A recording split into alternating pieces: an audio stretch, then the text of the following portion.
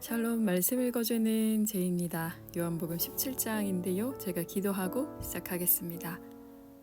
살아계신 주님, 사순절이 깊어져가며 주님의 말씀을 묵상하는 우리들의 마음도 점점 더 깊어집니다. 요한복음 말씀 가운데 오늘도 들려주시는 음성에 귀 기울이게 하시고 우리의 마음과 생각을 잔잔케 하셔서 주님의 말씀이 잘 심겨질 수 있도록 도와주십시오. 예수님 이름으로 기도드립니다. 아멘. 요한복음 17장 새 한글 성경입니다. 이런 말씀들을 예수님이 하셨다. 그러고는 눈을 들어 하늘을 향하여 기도하셨다. 아버지, 때가 와 있습니다. 아버지의 아들을 영광스럽게 하셔서 아들이 아버지를 영광스럽게 하도록 해주십시오. 아버지께서 아들에게 모든 생명체에 대한 권한을 주셨기 때문입니다. 아들에게 맡겨주신 것마다 그것들에게 아들이 영원한 생명을 주도록 하시려고요. 영원한 생명은 이것입니다. 곧 아버지께서 한 분뿐인 참 하나님이신 것과 또 아버지께서 보내신 예수 그리스도를 아는 것입니다. 나야말로 아버지를 땅에서 영광스럽게 했습니다. 아버지께서 나에게 하라고 맡겨주신 그 일을 끝냄으로써요. 이제 아버지께서 친히 나를 아버지 곁에서 영광스럽게 해 주십시오. 아버지, 세상이 있기 전에 내가 아버지 곁에서 누렸던 그 영광으로요. 내가 아버지 하나님의 이름을 사람들에게 드러냈습니다. 하나님이 세상에서 뽑아내서 나에게 맡겨주신 사람들에게요. 그들은 하나님께 속했는데 나에게 그들을 맡겨주셨지요. 그리고 그들은 하나님의 말씀을 지켜왔습니다. 이제 그들은 하나님이 나에게 주신 것은 모두 다 하나님께로부터 온 것임을 압니다. 하나님이 나에게 주신 말씀들을 내가 그들에게 주었기 때문입니다. 그들이 그것들을 받아들였습니다. 그리고 그들은 내가 하나님께로부터 나왔다는 것을 참으로 알게 되었습니다. 또 하나님이 친히 나를 보내셨다는 것을 믿었습니다. 내가 직접 그들을 위해 간청합니다. 내가 간청하는 것은 세상을 위해서가 아니라 하나님이 나에게 주신 사람들을 위해서입니다. 그들이 바로 하나님께 속해 있기 때문입니다. 나의 것은 모두 하나님의 것이고 하나님의 것은 나의 것입니다. 나는 그들 사이에서 이미 영광스럽게 되었습니다. 내가 더는 세상에 있지 않습니다. 그런데 그들은 세상에 있습니다. 나 자신마저 하나님께로 갑니다. 거룩하신 아버지, 아버지 하나님이 나에게 주신 하나님 이름의 능력으로 그들을 지켜주십시오. 그리하여 우리가 그런 것처럼 그들이 하나가 되게 해 주십시오. 내가 그들과 함께 있을 때는 내가 직접 그들을 하나님이 나에게 주신 하나님 이름의 능력으로 지켜주었습니다. 또 보호해 주었습니다. 잃어버릴 자식 말고는 그들 가운데 아무도 잃어버리지 않았습니다. 성경 말씀이 이루어지게 하려는 것이었습니다. 이제 나는 하나님께로 갑니다. 이런 것들을 내가 세상에 있는 동안에 말씀드리는 것은 나의 기쁨이 그들 안에 가득 차 있게 하려는 것입니다. 나는 그들에게 하나님의 말씀을 주었습니다. 그러나 세상은 그들을 미워했습니다. 그들이 세상에 속해 있지 않기 때문입니다. 나 자신이 세상에 속해 있지 않은 것과 마찬가지로 말입니다. 내가 하나님께 간청하는 것은 그들을 세상에서 빼내시라는 것이 아니라 그들을 악한 자에게서 지켜주시라는 것입니다. 그들은 세상에 속해 있지 않습니다. 나 자신이 세상에 속해 있지 않은 것과 마찬가지로요. 그들을 진리로 거룩하게 해 주십시오. 하나님의 말씀이 진리입니다. 하나님이 나를 세상에 보내신 것처럼 나 자신도 그들을 세상에 보냈습니다. 그들을 위해 내가 나 자신을 거룩하게 합니다. 그들 자신도 진리 안에서 거룩하게 되도록 하려는 것입니다. 내가 이들을 위해서만 간청하는 것은 아닙니다. 이들이 전한 말씀을 통해 나를 믿게 될 사람들도 위한 것입니다. 그들이 모두 하나가 되게 해 주십시오. 아버지 하나님이 내 안에 또 내가 하나님 안에 있는 것처럼 말입니다. 그들도 역시 우리 안에 있게 해 주십시오. 그래서 하나님이 친히 나를 보내셨다는 것을 세상이 믿게 해 주십시오. 하나님이 나에게 주신 영광을 나도 역시 그들에게 주었습니다. 우리 자신들이 하나인 것처럼 그들이 하나가 되게 하려는 것이었습니다. 내가 그들 안에 있고 하나님이 내 안에 계십니다. 그들이 완전히 하나가 되어야 합니다. 그래서 하나님이 친히 나를 보내셨다는 것과 나를 사랑하신 것처럼 그들도 사랑하셨다는 것을 세상이 알아야 합니다. 아버지 하나님이 나에게 주신 사람들을 두고 내가 바랍니다. 나 자신이 있는 곳에 저들도 나와 함께 있게 해 주십시오. 그래서 저들이 나의 영광을 지켜보게 해 주십시오. 세상의 기초가 놓이기 전에 하나님이 나를 사랑하셔서 나에게 주신 그 영광을 말입니다. 그런데 의로우신 아버지, 세상이 아버지 하나님을 알지 못합니다. 그런데 나는 하나님을 알았습니다. 이 사람들도 하나님이 친히 나를 보내셨다는 것을 알았습니다. 내가 그들에게 하나님의 이름을 알렸습니다. 또 알릴 겁니다. 그래서 하나님이 나를 사랑하신 그 사랑이 그들 안에 있고 나도 역시 그들 안에 있도록 할 겁니다. 아멘. 18장입니다. 이런 말씀을 하시고 예수님은 제자들과 함께 나가셔서 기드론 마른 시내 건너편으로 가셨다. 거기에는 뜰이 있었다. 예수님과 그분의 제자들이 그 안으로 들어가셨다. 유다, 곧 예수님을 넘겨줄 사람도 그곳을 알고 있었다. 예수님이 그곳에서 제자들과 함께 자주 모이셨기 때문이다. 그래서 유다는 로마 부대 병사들과 대제사장들과 바리새파 사람들에게 딸린 아랫 사람들을 데리고 그리로 온다. 그들은 등불과 횃불과 무기를 들고 있었다. 그래서 예수님은 자신에게 닥쳐올 모든 일을 아시고서 밖으로 나가셨다. 그리고 그들에게 말씀하신다. 당신들은 누구를 찾고 있소? 그들이 대답했다. 나사렛 예수요. 예수님이 그들에게 말씀하신다. 바로 나요. 그런데 유다, 곧 예수님을 넘겨줄 사람도 그들과 함께 서 있었다. 예수님이 그들에게 바로 나요 하고 말씀하실 때 그들은 뒤로 물러섰고 땅바닥에 쓰러졌다.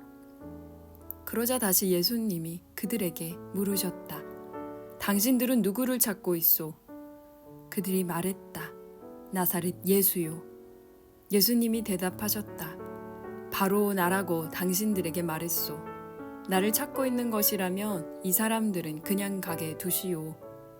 이렇게 해서 예수님이 아버지께서 나에게 주신 사람들 가운데서 하나도 잃어버리지 않았습니다. 하신 말씀이 이루어지게 하셨다. 시몬 베드로는 칼을 가지고 있었는데 그가 그 칼을 뽑아 대제사장의 종을 쳐서 오른쪽 귀를 잘라냈다.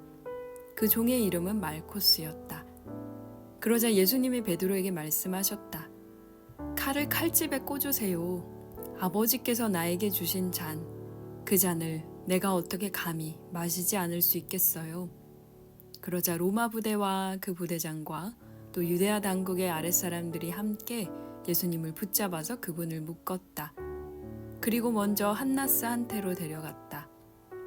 한나스는 가야바의 장인이었던 것이다. 가야바는 그 해의 대제사장이었다.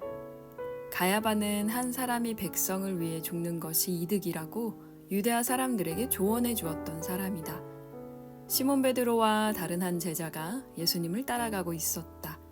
바로 그 다른 제자는 대제사장과 아는 사이였다. 그는 예수님과 함께 대제사장의 집 앞마당으로 들어갔다. 베드로는 대문 곁 바깥에 서 있었다. 그러자 대제사장과 아는 사이인 다른 제자가 밖으로 나가 문지기 여자에게 말하고 베드로를 데리고 들어왔다. 그러자 베드로에게 문지기 여자 종이 말한다. 당신도 역시 이 사람의 제자들에 속한 건 아니겠지요? 저 베드로가 말한다. 나는 아닙니다. 종들과 유대아 최고의회 공회 아랫사람들이 숯불을 피워놓고 서 있었다. 추웠기 때문이다. 그들은 몸을 녹이고 있었다. 베드로도 그들과 함께 서서 몸을 녹이고 있었다. 대제사장이 예수님께 예수님의 제자들에 대해서 또 예수님의 가르침에 대해서 물었다. 예수님이 대제사장에게 대답하셨다. 나 자신은 아예 터놓고 세상에 말했소. 나 자신은 늘 회당과 성전에서 가르쳤소. 모든 유대아 사람들이 모이는 곳에서 말이오. 숨어서 말한 것은 하나도 없소. 왜 나에게 물으시오? 내가 그들에게 뭐라고 말했는지 들은 그 사람들에게 물어보시오. 보시오, 이들이 바로 내가 한 말을 알고 있소. 예수님이 이런 말씀들을 하셨을 때 아랫사람들 가운데 하나가 곁에 서 있다가 예수님의 뺨을 후려쳤다. 그러면서 말했다. 대제사장님께 이런 식으로 답변하는 거요? 예수님이 그에게 대답하셨다. 내가 잘못 말했다면 잘못된 것에 대해 증거를 대시오. 잘 말한 것이면 왜 때리는 것이오? 그러자 한나스가 예수님을 묶은 채로 대제사장 가야바한테 보냈다. 그런데 시몬 베드로는 서서 몸을 녹이고 있었다. 그때 그들이 베드로에게 말했다. 바로 당신도 그의 제자들에 속한 건 아니겠지요? 저 베드로는 잡아떼면서 말했다. 나는 아닙니다. 대제사장의 종들 가운데 하나가 말한다. 그는 베드로가 귀를 잘라냈던 사람의 친척이다. 내가 직접 당신이 뜰에서 그와 함께 있는 것을 보았지 않소. 그래서 다시 베드로가 아니라고 잡아뗐다. 그러자 곧 달기 울었다. 한편 그들이 예수님을 가야바한테서 프라이토리온 총독 공관으로 끌고 간다. 이른 아침이었다. 그들 자신은 프라이토리온 총독 공관으로 들어가지 않았다. 더럽혀지지 않고 넘는 명절 6월절 음식을 먹기 위해서였다. 그래서 빌라도가 바깥으로 그들한테로 나왔다. 그리고 묻는다. 당신들은 이 사람에 대해 무슨 고발거리를 가져오는 거요? 그들이 대답하여 말했다. 이 사람이 나쁜 짓을 저지르고 있지 않았다면 우리가 총독님께 그를 넘기지 않았을 겁니다. 그러자 빌라도가 그들에게 말했다. 여러분 자신들이 그를 잡아가서 여러분의 율법에 따라 판결하시오. 유대아 사람들이 말했다. 우리에게는 사람을 사형시킬 권한이 전혀 없습니다. 이렇게 해서 예수님의 말씀, 곧 어떤 죽음으로 머지않아 죽게 되실지 넌지시 말씀해 주셨던 말씀이 이루어지게 했다. 그래서 다시 빌라도가 프라이토리온 총독 공관으로 들어가 예수님을 불러서 말했다. 바로 당신이 유대아 사람들의 임금이란 말이오? 예수님이 대답하셨다. 당신 자신이 스스로 이것을 말하는 것이요? 아니면 다른 사람들이 나에 대해 당신에게 말해준 것이요? 빌라도가 대답했다. 나는 유대아 사람이 아니지 않소. 당신의 민족과 대제사장들이 당신을 나에게 넘겨주었소. 당신은 무슨 일을 한 것이오? 예수님이 대답하셨다. 나의 나라는 이 세상에 속하지 않소. 이 세상에 나의 나라가 속했다면 나의 아랫사람들이 싸워서 내가 유대아 사람들에게 넘겨지지 않도록 했을 것이오. 그런데 지금 나의 나라는 여기에 있지 않소. 그러자 빌라도가 예수님께 말했다. 그러면 하여튼 바로 당신이 임금이란 말이오? 예수님이 대답하셨다. 내가 임금이라고 바로 당신이 말하고 있소. 나는 이것을 위해 태어났고 이것을 위해 세상에 와 있소. 곧 진리를 증언하기 위해서 말이오. 진리에 속한 사람은 모두 내 목소리를 듣는다오. 빌라도가 예수님께 말한다. 진리가 무엇이오? 이런 말을 하고서 빌라도가 다시 유대아 사람들한테로 나갔다. 그리고 그들에게 말한다. 나로서는 그에게서 아무런 기소 이유를 찾지 못하겠소. 넘는 명절 6월절에 한 사람을 내가 여러분에게 풀어주는 관례가 있소. 그러니 내가 여러분에게 유대아 사람들의 임금을 풀어주면 되겠소. 그러자 그들이 다시 이 사람이 아니라 바르아빠를 하고 소리쳤다. 그런데 바르아빠는 반란자였다. 아멘.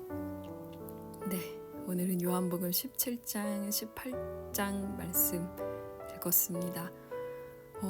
예수님이 붙잡혀 가시기 전에 기도하셨던 그 내용이 이제 17장 부분에 나오고 18장 부분은 예수님이 이제 잡혀가시는 장면에 대해서 나오는데요. 기도에 관해서 요한이 굉장히 구체적으로 이야기를 합니다. 예수님이 단순히 제자들만 위해서 기도하시지 않았고요. 먼저는 예수님 스스로를 위해서 기도하셨고, 그 다음에는 가까운 제자들, 그리고 마지막으로는 앞으로 믿게 될 사람들을 위해서 기도하시는 장면까지 나오거든요. 때로는 우리가 기도를 할 때요, 나를 위한 기도보다 다른 사람들을 위한 기도가 중보기도라고 하죠. 그렇게 먼저 나오는 경우들이 있는데요. 가끔은 스스로를 위해서 기도해야 될 때가 있는 것 같아요. 왜냐면 제가 지금 새한글 성경 기도문 저희가 시편을 같이 읽고 있는데, 거기서도 보면 다윗이 굉장히 자기 얘기를 많이 합니다. 하나님한테 막 다 털어놓거든요. 제가 이렇게 저렇게 이렇게 속상하고 이렇게 힘들고 이런 이야기를 하고 난 다음에서야 사람들에게 뭔가 하나님에 관해서 이야기할 수 있는 그 자리가 생기는 거예요. 예수님도 마찬가지셨던 것 같아요. 예수님 스스로를 위해서 이걸 어떻게 감당해야 되는지, 그래서 그런 기도를 하시고, 그 다음에는 이제 남겨질 사람들, 제자들을 위해서 기도를 하시죠.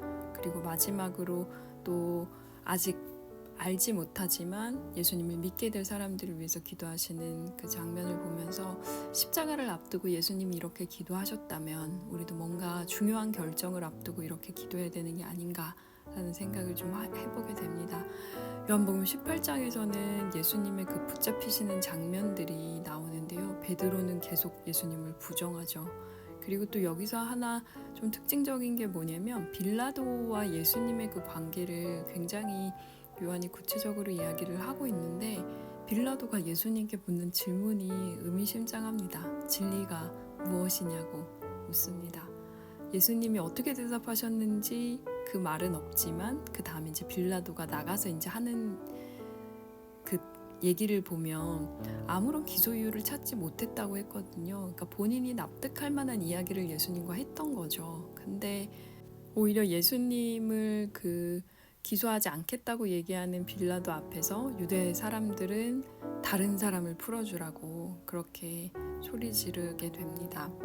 이제 내일 요한복음 19장 그리고 이제 21장까지 토요일에 마무리하게 되는데요.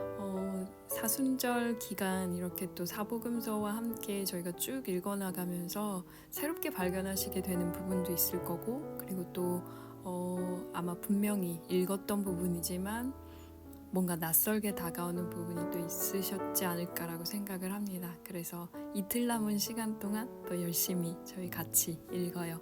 네, 제가 기도하고 마치겠습니다. 오늘도 함께 해주셔서 감사합니다.